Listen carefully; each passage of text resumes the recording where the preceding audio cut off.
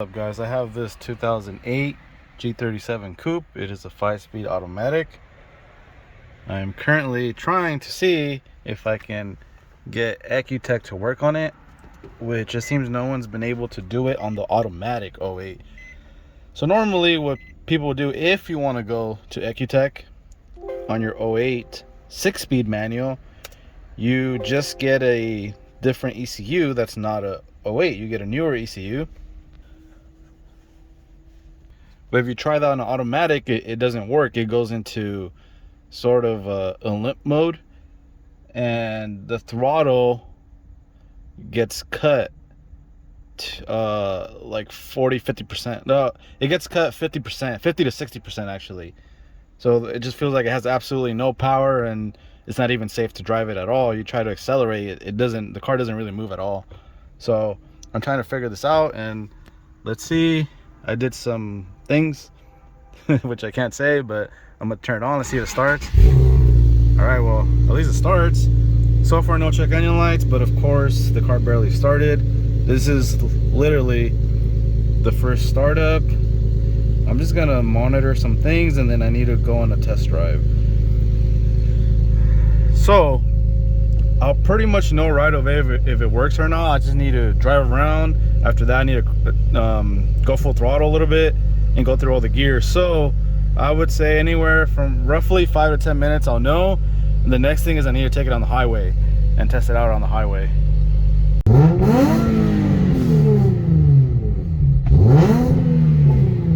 All right, so far in park and neutral, full throttle works, but I actually got to start driving it. All right, well, so far so good. So that's a good sign. The car goes through all 5 gears, and so far it's not slipping, so that's another good sign, but we still have some more testing to do. All right, so I've gone through manual mode, full throttle, first, second, third, fourth, and it does not go into limp mode. So I might have just figured out how to get this 08 to work with Ecutek. The problem was almost instant without the specific things I did to try and get it to work. So I'm still not 100% sure if it's gonna work all the time. I believe I need to take it on the highway. Once I do that, I'm gonna go back and put a different file on there without specific things done to it, and then so I'm gonna put a different ECU, same year ECU that I just put on here. This one is a 2011, I believe. So I'm gonna put another 2011 that I have at the shop, but I'm not gonna do the specific things I did to it. So I'm just gonna act like I'm installing it and put Ecutek on it, just like any other tuner would, and see if it goes into limp mode. So I'm hoping with the other one it does go into limp mode. So then when I install this ECU that's in here right now, that's how I'm gonna know if it works for sure, because this one has not gone into limp mode. So if I put the other one without the specific things I do, it should go into limp mode, because that's what's supposed to happen. And then I'll put this one back on, and then it shouldn't happen. If it doesn't happen, then that's it. I've actually figured out how to do it. This should be the first 08 G37 automatic with Ecutek on it. Before I swap out the ECUs, I'm just gonna turn it off, wait about a minute or two, turn it back on. I'm not changing anything, and then driving around again, see if it's good. After that, I'm gonna come back to the shop and swap out to the other ECU and see if it goes into limp mode. I went ahead and turned it back on. It still revs normal, but let's talk about the differences in software. So this 08 car was tuned on uprev, so he still has the original ECU. It's still tuned on uprev. This is the second ECU, which is on Ecutek with the specific things I have on it to test it out and see if we can get it to work for the 5-speed, because again, it goes into limp mode. If you just try to tune it on Ecutek, it almost instantly goes into limp mode. Sometimes you can rev it in park or neutral and it's completely fine, but once you start doing the pull, it goes into a kind of a limp mode. So power wise, there's gonna be absolutely no difference between UpRev or Ecutek. It all depends on the tuner. There's a lot of tuners that actually do not know how to use UpRev, so they'll go ahead and use Ecutek because it's actually simpler to use. So because of that, it's easier for them to get more power if they're using a different software, because you could think of it as kind of like, oh, it's in your language and you know what it says, as opposed to a different software which is like in your language but maybe some things you don't understand. But if you understand both softwares, you're gonna get the same result.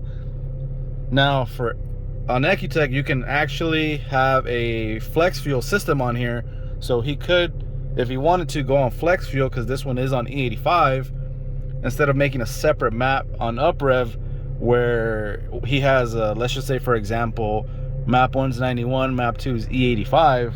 Now he can save an extra slot in the maps just doing the flex fuel if he wanted to, because of course it's going to cost him more money. He has to purchase the flex fuel kit and then have it installed. You know, whoever installs it, doesn't matter. And then we have to start from scratch to retune it on flex fuel.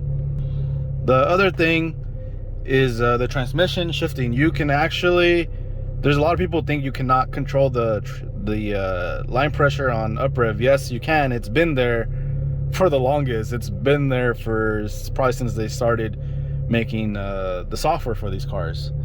On Ecutek, it's there as well. So on UpRev, it's a little more tricky, but it's there and it's been there for the longest time. UpRev can hold 5 maps. Ecutek could only hold 4 maps.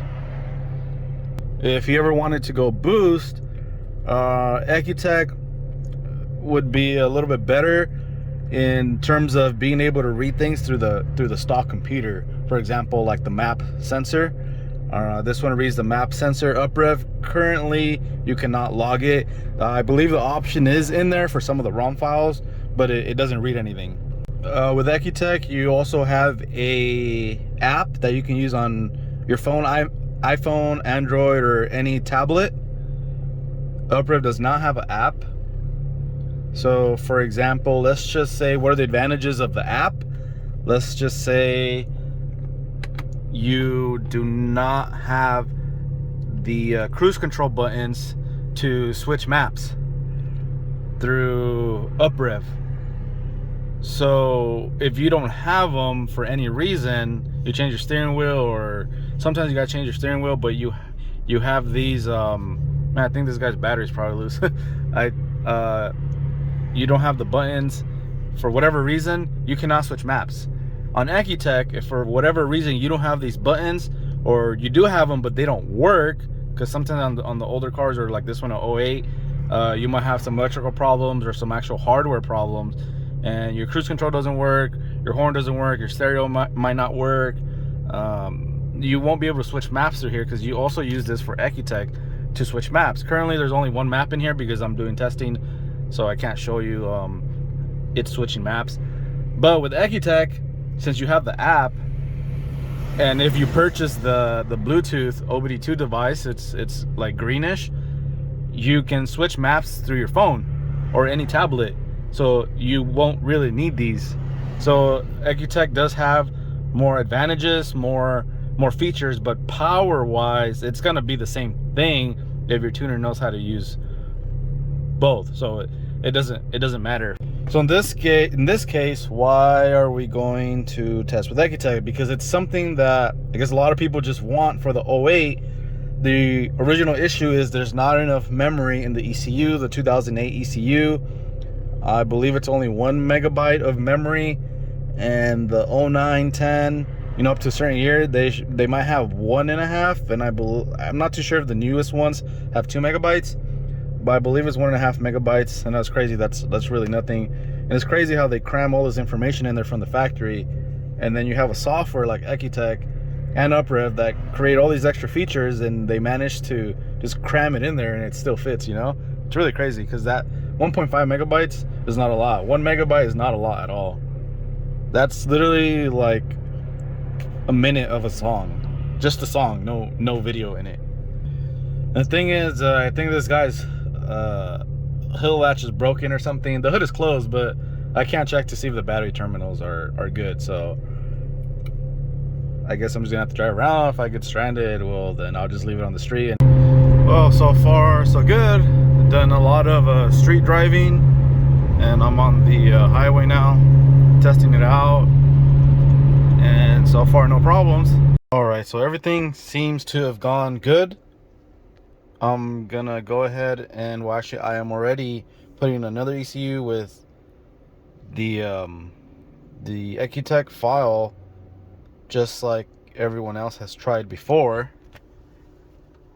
And I want to double check and make sure that this car goes back into that limp mode.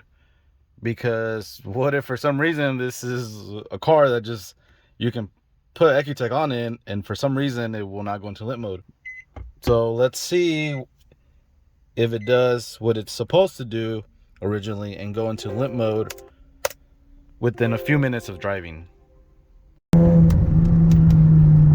right guys, so right now the car goes on and off of limp mode every few seconds. It depends on, I'm not even sure. I just have to give it full throttle, but then it starts working. The gear doesn't matter. If I try to do it from first gear, second, third, fourth, it's basically like I'm giving it 10% throttle.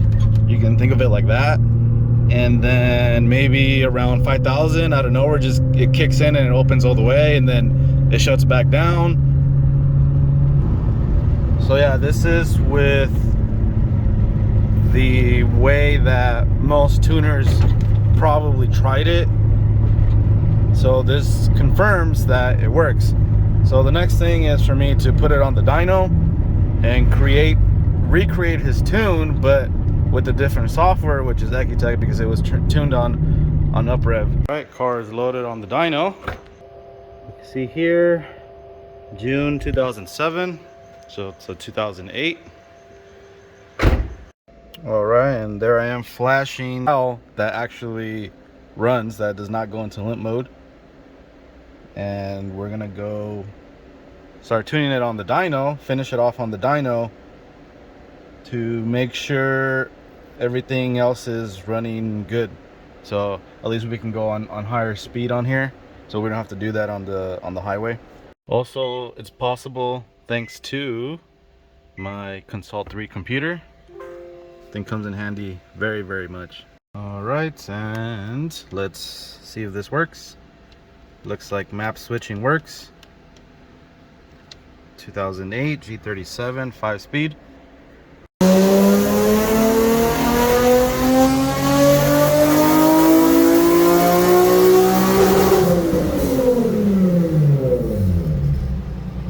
All right, first pull went very good. It did not go into limp mode. I need to make some changes, and we'll do another pull, and we'll see if it still works, which I'm pretty sure it's still gonna work.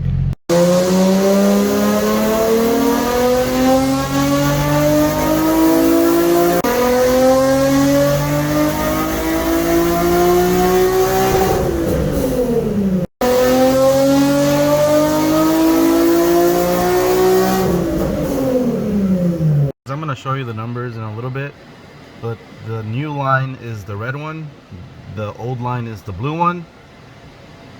We have a little bit more power right there, but today's a different day.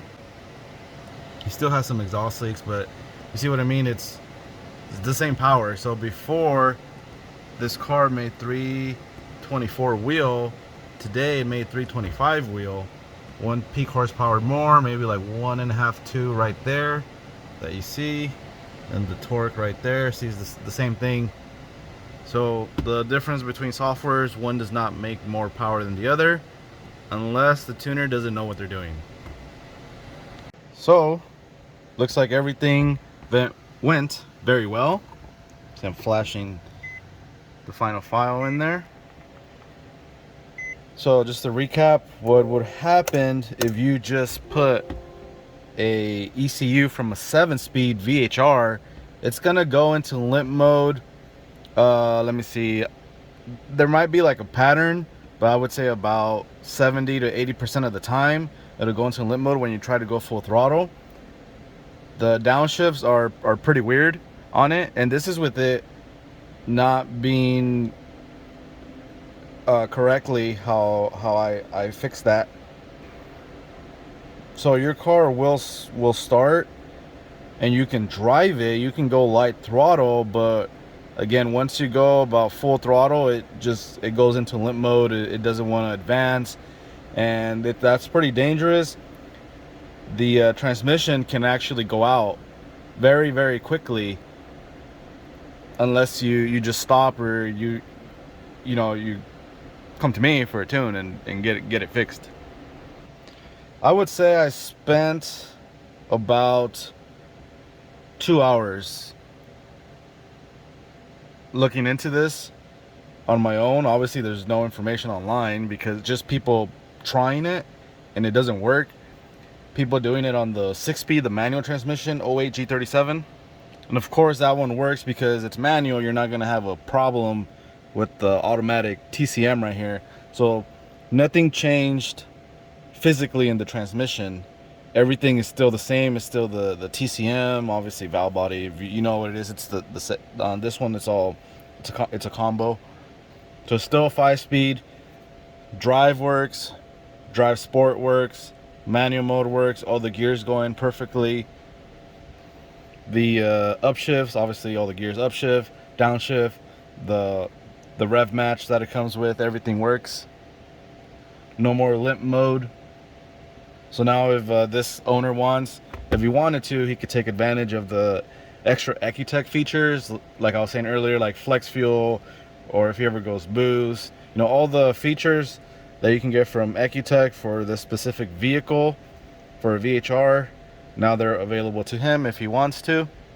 And it looks like, I'm pretty sure I'm gonna get a lot of DMs, a lot of emails on this once you guys start seeing this video on how I did it. But this is gonna be a secret for a little bit because something I figured out and nobody has. So if anyone has a 08 G37 5-speed and they schedule with me to tune, now they'll have the option to do it. Obviously it's gonna cost more because you need the 7-speed ECU, and after that I take care of everything. I do the rest. You don't have to modify it or anything. I do all the modifications, and that's pretty much it. So I'm glad I can open up a different software platform for you guys, but I hope you understand now that there's no power difference in the softwares. Anything you can do on one software, you can do in the other. Fuel, timing, VVL, cam phase, rev limiter, everything to get power out of the car is available in both softwares. To me, the biggest advantage using Ecutek is the flex fuel. If you want to do the flex fuel, of course you have to buy a conversion kit, the flex fuel kit. So it costs more money. Most people do not do it because it does cost a lot of more money for you guys. But that's something that may be convenient. You don't have to worry about where the E85 pumps are at. You can just mix it whenever you want. In case of an emergency, most people that are on flex fuel that I've tuned, normally they're still on 85. They don't want to pump 91. Plus it costs more for 91. So, but it's more there for peace of mind, just in case you forget, you ran out of time, like the night before you couldn't pump, you were tired, you went home, you got to go to work in the morning, and well, the closest 85 station, maybe it's pretty far from you, so you can just pump 91 and you don't have to worry about anything. It'll do the calculations as long as it was tuned correctly for the flex fuel. So that's it for this video. Thank you guys for watching. Have a good night. It is actually 12:45 a.m. Always working late. I got the guys in the middle room, probably watching memes or something. I don't know what they're doing in there, but they always stay with me. And that's it. Again, have a good night.